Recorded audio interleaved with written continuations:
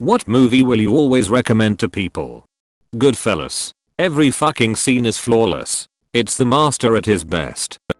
The Count of Monte Cristo. The Truman Show. The Thing.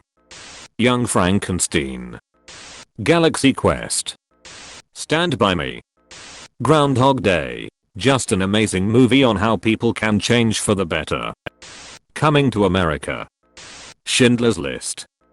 Heathers, you start off thinking it's a shitty teenage rom-com about typical high school problems, and then 30 minutes and you realize you were terribly wrong and people are now getting killed. Terminator 2, because it's Terminator 2. Kiss Kiss Bang Bang. It's a bit lesser known, so a lot of people haven't seen it, and it's so good. The Mummy, Brendan Fraser. It's such a fun movie. The Life of Brian. Edit. Everyone who liked this has biggest dickus energy. Good Will Hunting. Howl's Moving Castle. I always recommend almost every Miyazaki/Studio Ghibli movies, but this one is my favorite. The Matrix. Hands down my favorite movie, something I always tell people to watch. The Silence of the Lambs. The Iron Giant. Second-Hand Lions. Airplane. My Cousin Vinny. A stone cold classic, and Joe Pesci and Marisa Tomei's chemistry is brilliant. Edit. Well, I guess a lot of people also like this film. Wall-E. Clueless. The Princess Bride. Why do you wear a mask? Were you burned by acid, or something like that?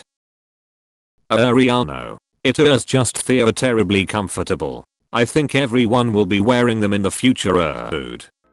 Princess Mononoke. Emperor's New Groove.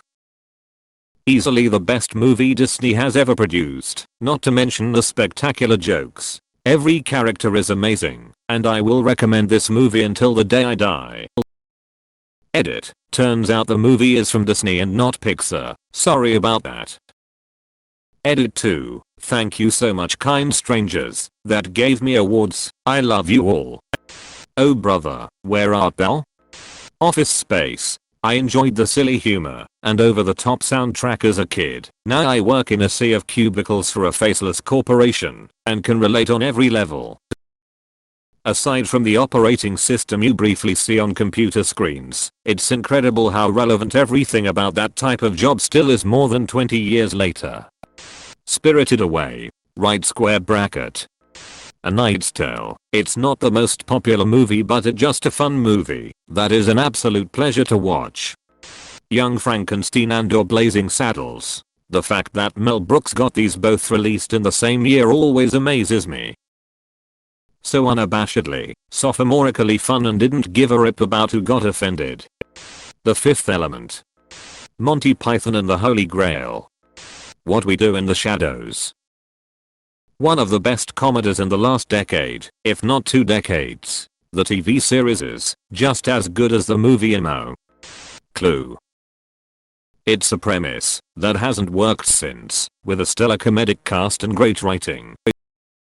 The fact they made 3 or more endings for the same movie and all of them could make sense is a testament to the writing. Plus it's infinitely quotable. Edit. I've seen Knives Out and think it's also a great movie. The acting and writing was very good.